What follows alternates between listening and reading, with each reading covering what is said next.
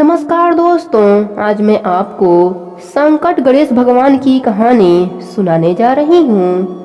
प्रेम से बोलिए गणेश भगवान की जय हो, माघ मास की जय हो। एक गांव में एक बुढ़िया माई रहती थी। उनके घर में उनकी एकलौती बहू शांति भी उनके साथ रहती थी, जो कि बहुत ही चालाक थी।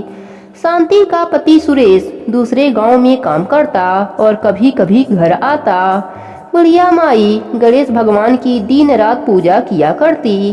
शांति अपने सास को पसंद नहीं करती। एक दिन बुढ़िया माई गणेश भगवान की पूजा कर रही थी। तभी शांति ने कहा, माँ जी, आप सारा दिन बैठे पूजा करती रहती हैं, घर में कभी साफ सफाई भी कर लिया कीजिए। इतना बड़ा घर है, मैं कैसे सारे घर की सफाई अकेले करूं? बुढ़िया माई ने कहा, बहू, मेरे आंखों से कम दिखाई देता है, इसलिए मैं कोई काम नहीं कर पाती। उसकी बात सुनकर शांति को गुस्सा आ जाता है। वह वहां से चली जाती है। शांति को पता था कि उसकी सास ठीक से देख नहीं पाती, इसलिए वह अपने लिए पकवान बनाकर सास को सूखी रोटी दे देती। एक दिन बुढ़िया माई ने कहा, बहू, यह रोटी खाई नहीं जाती, इसके साथ थोड़ा सा दाल भी दे दे।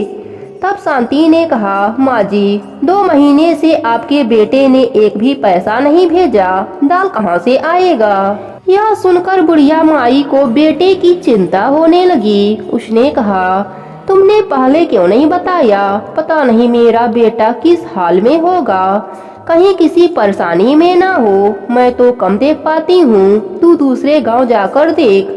तब शांति ने बहाना बनाते हुए कहा, मैं आपको और घर को अकेला छोड़कर कैसे जा सकती हूँ? उन्हें पता लगा तो मुझे बुरा भला सुना देंगे। इसी तरह कुछ दिन और बीत गए। सुरेश हमेशा के तरह पैसे समय पर भेज देता, लेकिन शांति बुढ़िया माई से कहती, ना तो पैसे आए, ना ही उनकी कोई खबर आई। बुढ़िया माई एक दिन उदास होकर बैठी थी। शांति घर पर नहीं थी। तभी उसकी एक पड़ोसन आई। उसने कहा, माँ जी, आप कुछ परेशान दिखाई दे रही हैं। बुढ़िया माई ने उसे सारी बात बताई।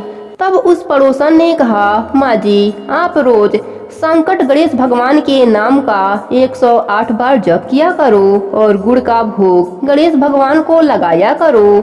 अगर बिना नियम टूटे आपने यह कार्य 30 दिनों तक कर लिया तो आपका बेटा घर आ जाएगा। बुढ़िया माई ने कहा, लेकिन गुड़ कहाँ से लाऊंगी? मेरे पास तो पैसे भी नहीं है। तब पड़ोसन ने अपने घर से गुड़ की 2 ढेली बुढ़िया माई को लाकर दे दिया। इस प्रकार बुढ़िया माई ने अगले दिन से माला का जप करना शुरू कर दिया। सुबह पूजा करने के बाद बुढ़िया माई माला लेकर बैठ जाती और संकट गणेश भगवान का जप शुरू कर देती। कुछ दिन बाद गणेश भगवान की कृपा से सुरेश का काम बढ़ गया और वह ज्यादा पैसा भेजने लगा, लेकिन शांति ने अपने सास को कुछ नहीं बताया।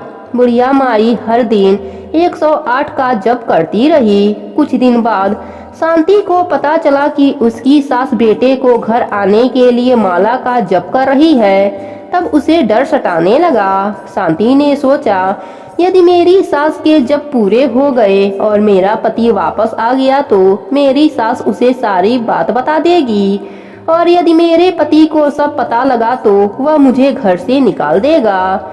इसी सब से बचने के लिए उसे एक उपाय सूझा। जब बुढ़िया माई सो रही थी तो उसकी माला में से एक दाना निकाल दिया। अब माला में 107 मोती रह गए। अगले दिन बुढ़िया माई ने रोज की तरह जप किया, लेकिन उसे पता नहीं चला। इसी तरह बुढ़िया माई के 30 दिन पूरे हो गए, लेकिन उसका बेटा घर नहीं आया। अगले दिन उसने गणेश भगवान जी की पूजा की और उनसे कहा, हे भगवान, मुझसे क्या भूल हो गई जो आप प्रसन्न नहीं हो रहे हैं? मेरे बेटे को घर भेज दीजिए, कुछ नहीं चाहिए मुझे। रात को जब बुढ़िया माई सोई तब सपने में गणेश भगवान ने दर्शन दिया और कहा, माई, तेरी बहू ने तेरे माला में से एक मोती कम कर दिया था। जिस माला से तुम जप करती थी वह अधूरी थी, लेकिन तुम्हारी भक्ति और सच्चे प्रेम से मैं प्रसन्न हूँ। अगली पूर्णिमा के दिन तुम्हारा बेटा घर आ जाएगा, किंतु तुम्हारी बहू ने मेरी पूजा में विघ्न डाला है, इस कारण वह अपने पति को नहीं देख पाएगी। यह कहकर गणेश भगवान अंतर ध्यान हो गए। बुढ़िया माई ने अगले दिन शांति को सपने की बात बताई। तब वह रोने लगी। उसने बुढ़िया माई से माफी मांगी। जैसे जैसे पूर्णिमा का दिन पास आ रहा था, शांति की आंखों की रोशनी कम होती जा रही थी। पूर्णिमा से एक दिन पहले रात में वह बिल्कुल अंधी सी हो गई। अगले दिन जैसे ही सुबह हुई, सुरेश घर आ गया। बुढ़िया माई उसे देखकर रोने लगी। रमेश ने जब अंधी शांति को देखा, तब उसने शांति से पूछा। शांति ने कहा, यह मेरे कर्मों का फल है। गणेश भगवान मुझसे रुष्ट हो गए हैं। यह कहकर उसने सारी बात सुरेश को बता दिया।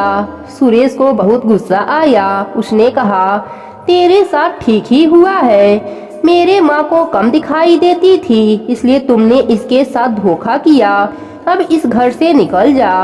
तब बुढ़िया माई ने कहा, बेटा, इसे तो गणेश भगवान ने दंड दे दिया है। मैं जानती हूँ, यदि आंखों से ना दिखे तो इंसान कितना लाचार हो जाता है। तू इसे यहीं रहने दे। शांति ने रोते हुए दोनों से माफी मांगी। तब बुढ़िया माई ने कहा, अब तुम गणेश जी के मंत्र का 30 दिनों तक पाठ करो। यदि गणेश भगवान प्रसन्न हो गए तो तुम्हें ठीक कर देंगे। शांति रोज पूजा करके 108 मंत्रों का जप करती रही। 30 दिन बाद उसकी आंखों की रोशनी वापस आ गई। इस प्रकार गणेश भगवान 30 दिनों के पूजा से प्रसन्न होकर मन इच्छित फल देते हैं। हे गणेश भगवान, अपने सभी भक्तों पर अपनी कृपा बनाए रखना।